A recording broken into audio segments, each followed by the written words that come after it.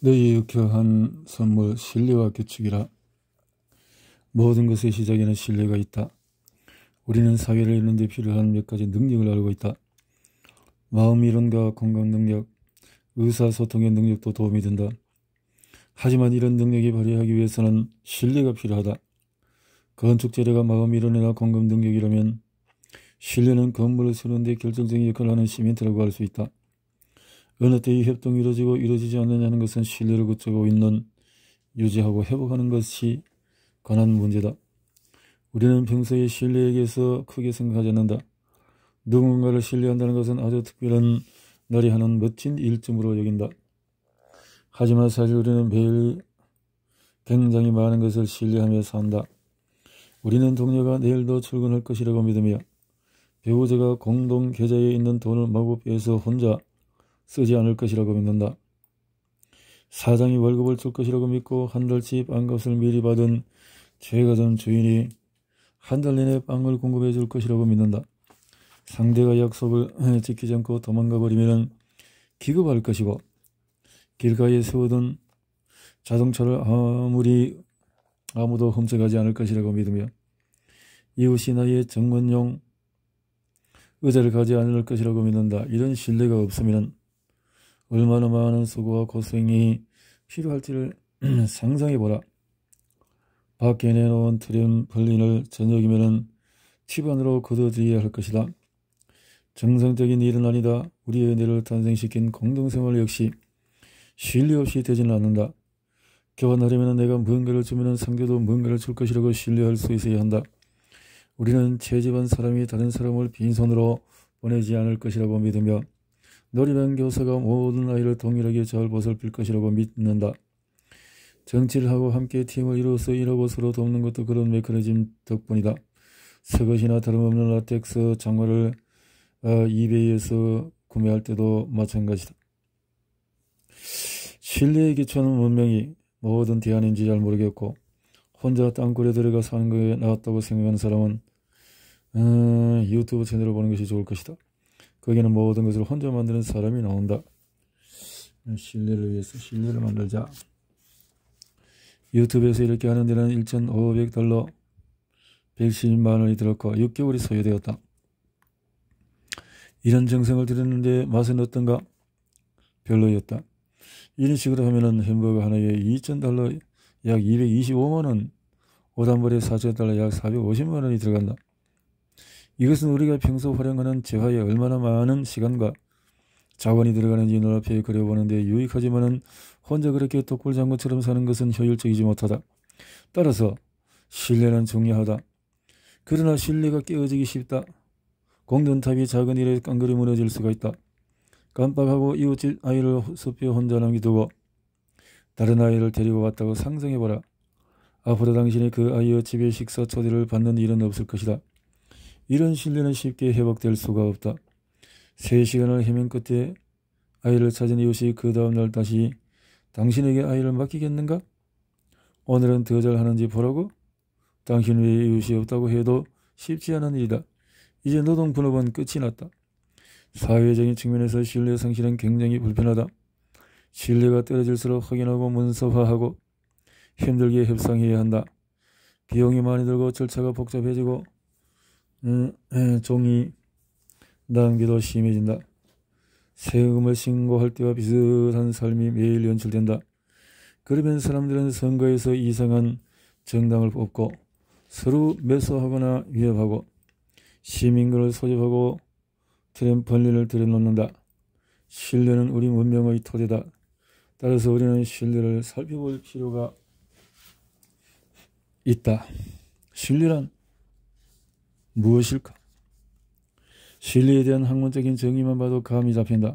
신뢰는 상대가 자기를 이용하지 않을 거라는 확신에서 스스로 손해볼 가능성을 감수하는 심리 상태라고 정의할 수가 있다. 결혼 서약에서나 어울릴 법한 말이 아닌가? 앞서 열간 순간도 우리가 손해를 볼 수 있는 상황이다. 무장하지 않고 주변을 걸어다니고 타인에게 자기의 돈과 아이를 맡기고 입법과 사법을 위임한다. 생각해보면 머리가 빙 놓을 지경이다. 학자들이 알아낸 신뢰에 대해서 지식 구분은 신뢰 게임이라는 실험에서 비롯되었다.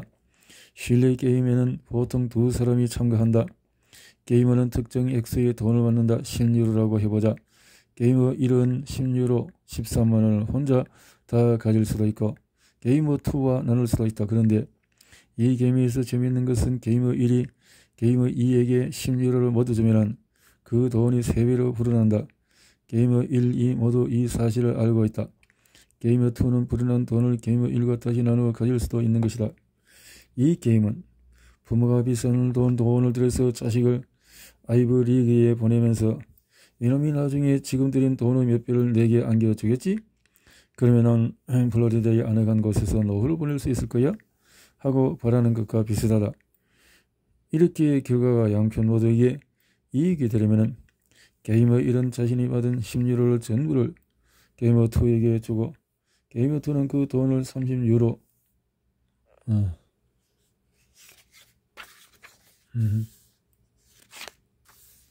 을 다시 게이머 1에게 주면 된다. 그러면 둘 다 오래오래 행복하게 살았어요. 행복하게 살았어요. 라고 말할 수 있다. 하지만 게이머 1은 게이머 2를 신뢰할 수 있을까? 게임은 익명으로 진행되고 단 한 번으로 끝난다. 게이머 2가 30유로를 다 가져버리면 그만이다. 따라서 게이머 1은 안전하게 10유로를 챙기는 게 낫지 않을까? 과연 게이머 2를 신뢰해서 더 많은 횡재를 기대할 수 있을까? 그렇다. 10유로를 챙긴 것이 10유로를 챙기는 것보다 낫다. 15유로를 챙긴 것이. 따라서 신뢰는 미래에 대한 투자다. 그리하여 이런 상황에서는 미래의 보장을 평가하는 데 관여하는 내 영역이 활성화된다. 바로 안마 전도 피질과 복례측 전전도 피질이다. 당장 다른 욕구가 있지만 장기적인 목표를 견지할 때 두 영역을 필요로 한다. 이런 영역은 그로서 내면의 괴로움을 견지한다.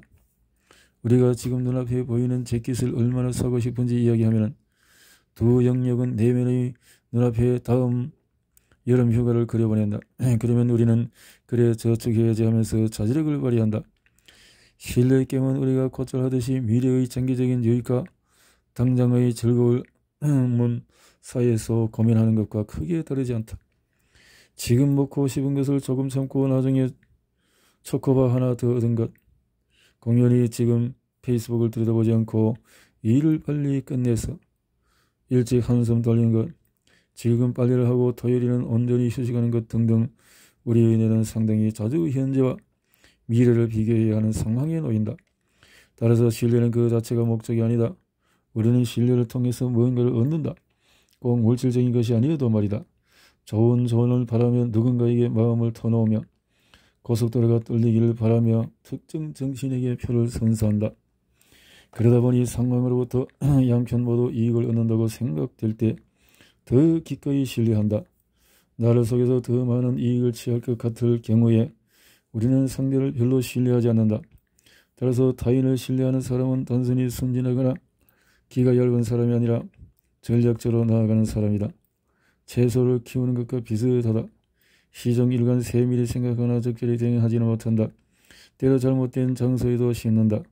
투자와 노력이 같이 있을지 불투명하다. 하지만 기본적으로 미래지향적이다.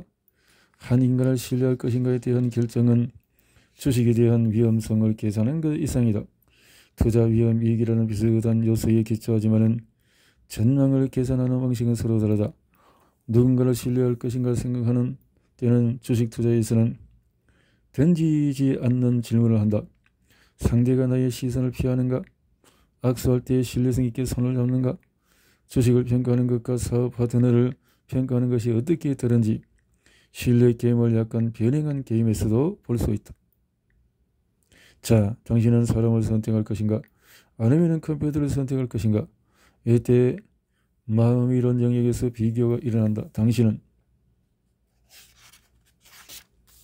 상대가 어디에 관심이 있는지 혹은 그 상황에서 당신이라면 어떻게 행동할지 평가한다. 그러나 감정적인 요소도 고려한다. 직감적으로 아닌 것 같은데 어떻게 신뢰할 수 있을까? 우리는 환한 얼굴보다도 웃는 얼굴을 더 신뢰한다. 이런 반응은 오래 생각하고 나온 것이 아니다. 오히려 사람의 얼굴을 보자마자 첫 100ml에 자동적으로 일어난다. 우리 뇌는 이미 이렇게 외친다. 너 그 미소 봤어? 돈을 모조리 주는 게 좋아? 여러분, 예상이 빗나간다 해도 뇌는 최소한 미소 짓는 얼굴에 대해서는 신뢰하고 본다. 장기적으로 봤을 때는 외모만 중요한 것이 아니라 이건 중시했다면 우리 종은 상당히 슬픈 무리가 되었을 것이다. 선경험도 중요하다. 예전에 나를 배제한 사람은 품어준 사람보다도 신뢰가 가지 않는다. 여기에 헤일로 효과가 추가된다. 즉 일단 상대에게서 좋은 점이 눈에 띄면은 나머지도 모두 긍정적이라고 생각한다. 반면에 그에 대한 험담을 들은 적이 있다면 일단 조심하고 본다. 여기서 우리는 다시 편도체와 만난다. 편도체의 얼굴을 처리하는 중요한 기능에 대해서는 이미 알고 있다. 가령 편도체는 저 사람은 중고차 판매원처럼 보여라고 마음속으로 포스트잇을 붙여버린다. 그래서 편도체가 손상된 사람은 얼굴을 보고 상대가 믿을 만한지를 판단하는 것이다. 이렇듯 감정하는 역할 외에 편도체는 누군가를 믿었다가 뒤통수를 맞지 않을까 하는 두려움에도 관여한다. 이러한 두려움을 극복하고 아울러 긍정적인 판단이 내려진다면 우리는 게임2에게 돈을 건네고 잠옷 긴장된 마음으로 결과를 기다릴 것이다. 그리고 결과는 대부분 긍정적일 것이다. 대다수 실험 상자 역시 장기적으로 컴퓨터보다도 사람과 협력하는 것을 택했다. 이렇듯이 신뢰는 우리가 사는 세계를 혼돈으로부터 보호해준다. 우리는 소원의 개성과 상대에 대해서 어느 정도 이성적인 숙고에 근거하여 신뢰를 택한다. 어려움이 등장하면 위기의 순간을 맞기도 하지만 상황을 감안할 때 기본적으로 놀랍도록 자주 신뢰를 선택한다. 신뢰하는 게 좋은 이유는 신뢰 게임에서 상대가 나의 몫을 챙겨주리라고 생각한다면 대체적으로 옳은 추측이라고 할 수 있다. 대부분의 사람들은 기대되는 행동이 무엇인지 알고 그것을 지향한다. 어릴 적부터 그런 행동을 보인다. 두 아이를 예를 들어보자. 아이의 손이 닿지 않은 곳에 달콤한 간식 2개를 두었다. 아이들이 이 간식을 얻으려면 서로 협동해야 한다. 한 아이가 엎드려서 등을 대주면 다른 아이가 등을 밟고 올라서서 손을 뻗어서 간식을 잡아야 한다. 과연 아이들은 어떻게 행동할까? 10.89 두 아이는 협동할 것이다. 이는 당연한 결과처럼 보이지만 배후에 깔린 기본 전제를 생각하면 다소 놀랍다. 아래쪽에 엎드리는 아이는 자기 등이 올라간 아이가 간식을 챙겨서 자기와 공평하게 나눌 것이라고 가정하는 것이고, 위에 올라간 아이는 이 상황을 이해하고 등을 대준 아이와 자연스럽게 간식을 나눈다. 친구의 등을 밟고 올라간 아이가 간식 2개를 찝자마자 냉큼 위에 놓고 으하하 크게 웃어버린다면 어떻게 될까? 하지만 대부분 아이들은 암묵적 공정성의 법칙을 이해하고 그것을 지킨다. 무엇보다도 다른 아이도 그 법을 지킬 것이라고 믿는다. 그게 안되면 꼬마들에게는 다른 대안이 열려있다. 바닥에 말랑 누워서 미친 듯이 울어대는 것이 말다. 남매를 키우는 사람이라는 둘이 있는 앞에서 한 아이에게만 용돈을 두고 다른 아이에게는 주지 말라 보라. 그리고 한 아이가 어떻게 하는지를 보라. 아이들은 보통 지금 내가 너를 도울 테니 다음번에는 네가 나를 도와주는 상호, 호혜주의에 기반하여 행동한다. 반면에 침팬지에게는 이런 원칙이 통하지 않는다. 가장 서열이 높은 침팬지가 모든 것을 갖는다. 이는 당연한 일이며 그 뒤에 아무도 협력하고 싶어 하지 않을 것이라는 것은 알 바가 아니다. 그건 그때 가서 할 일이다. 반면에 상호 호혜주의는 모두를 만족시키는 정의로운 메커니즘이다. 호혜주의의 배후에는 중요한 인지적인 능력이 여럿이 숨어있다. 우리는 무엇이 공평하고 공평하지 않은지에 대한 감을 개발해야 한다. 불공평함을 깨닫고 그에 반응하는 것은 마음 이론을 상당히 필요로 한다. 둘째, 우리는 어느 정도 미래를 내다봐야 한다. 호혜성은 무엇보다도 장기적으로 유익이 된다. 이것은 뇌 활성화에도 반영되어 복내적 전전도 피질처럼 신뢰의 중요한 역할을 하는 영역은 우리가 우리를 신뢰한 상대에게 얼마나 보상해 줄지에 관여한다. 이러한 효과는 흥미롭게도 실험실에서 인위적으로 확인할 수 있다. 세로토닌 소용체를 차단하여 복내측 전전두 피질에 미치는 세로토닌의 작용을 경감시키면 복내측 전전두 피질은 더 이상 강하게 반응하지 않는다. 약물이 실제로 호혜적이지 않은 사람으로 만들 수 있는 것이다. 약물 조율하기. 문명은 초코바를 나눠 먹듯이 쉽게 조율할 수 없는 도전 앞에 우리를 세운다. 사람들은 매번 어떻게 할지를 고민하지 않기 위해서 복잡한 규칙을 고안했다. 규칙을 만들고 지키는 것은 신뢰, 호혜성, 협동, 다음으로 매력적인 행동, 양식. 물론 규칙이 있다고 삶이 무조건 간단해지는 것은 아니다. 충동에 따르는 대신에 머리를 굴려야 할 수 있기 때문이다. 아이스크림 값을 선불로 내야 하나? 이런 규칙은 문화권마다 다르며 때로 부자연스럽게 다가오기도 한다. 그도 그럴 것이 새벽 3시에 아무도 없는 도로에 5분 동안 빨간 신호등 앞에 혼자 서 있다고 생각해보라. 그럴 경우에는 규칙의 의미를 의문시할 수 있다. 그러나 규칙이 있다는 사실 자체는 고무적이다. 침팬지도 누가 먼저 먹어야 하는지 정확히 안다. 다만 인간의 규칙만이 협업을 가능하게 하고 또 직접적인 위협 없이도 잘 통한다. 까마귀가 일단 벌레에게 돌진하면 중간에 다른 까마귀는 끼어들지 않는다. 벌레가 도망갈 염려가 있어도 말이다. 당신이 주차장에 들어가면서 앞선 운전자가 멍청하게 행동한다고 상대의 주차 공간을 점유하지 않는 것과 마찬가지다. 이런 존중은 동물의 세계에도 있다. 하지만 운전자와 달리 까마귀는 벌레에 내 벌레라는 표지판을 붙여놓고 느긋하게 공종을 선회하는 일이 없다. 반면에 인간은 현장에 소유자가 없어도 소유권이 작동한다. 아니면 당신은 직장 동료가 휴가를 냈다고 그의 커피잔을 자기의 집으로 가져가겠는가? 침팬지는 그렇게 한다. 그러나 물물교환은 소유에 대한 개념이 있어야 비로소 가능해진다. 철학자 토마스 홉스가 비롯한 몇몇 학자들은 인간은 야만으로 태어나기에 사회가 규칙으로 인간을 통제해야 한다고 보았다. 정말 그럴까? 에스컬레이터 왼쪽은 걸어가고 오른쪽은 제자리에 있기 위해서 강압적인 권력이 필요할까?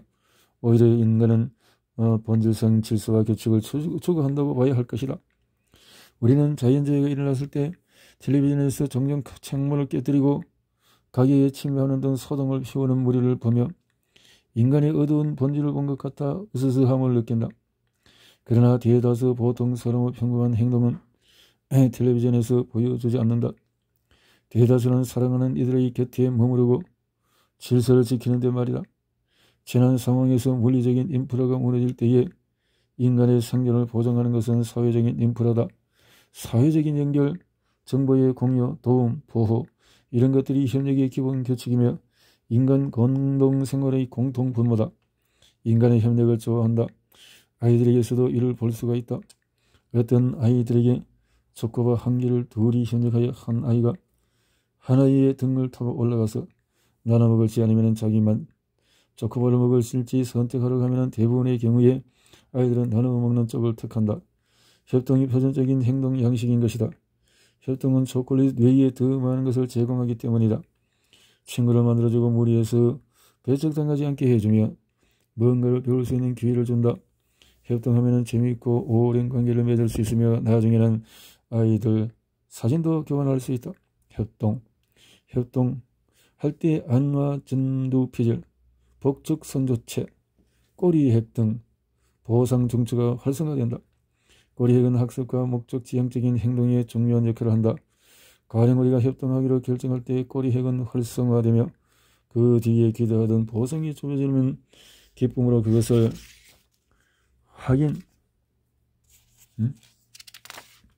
한다. 꼬리핵이 얼마나 열심히 일하느냐에 따라서 우리는 예 다시 한 번이라고 생각하고 다음번에도 기꺼이 사람을 신뢰한다. 우리가 협동하지 않을 때는 보통 자기 통제, 갈등 관리, 충동, 억제 등에 관여하는 뇌 중추가 활성화된다. 전측 대상 피질과 배의 측 전전두 피질은 인지적인 통제가 필요하거나 습관적인 반응을 억제해야 하는 상황에서 중요한 역할을 한다. 이런 영역은 우리가 협동하지 않기로 마음먹을 때 혹은 약속을 깨거나 거짓말을 해야겠다고 생각할 때 활성화된다. 따라서 누군가의 기대를 저버리려 할 때에 정신줄을 바짝 쥐어야 한다는 의미다. 그런데 협동이 이렇게 자연스럽고 재미있을진데 우리는 왜 영원히 협동하지 않을까? 그야 보상정초가 응답하는 것만 늘하고 살 수는 없기 때문이다. 섹스처럼 말이다. 보상정초는 섹스에 상당히 매혹된다. 하지만 그렇다고 사람들이 아무나 붙잡고 성의를 하는 건 아니다. 혹여 부적절한 행동을 했을 때 나중까지 일을 잘하니라고 생각하는 말은 더더욱 아니다. 그럼에도 협동에서 즐거움을 느낀다는 것은 상당히 좋은 시작이다.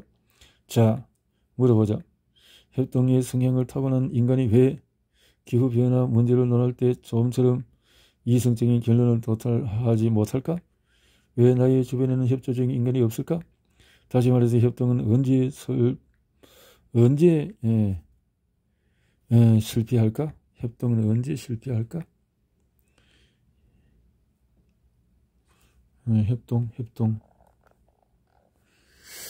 협조적이고 협동적이고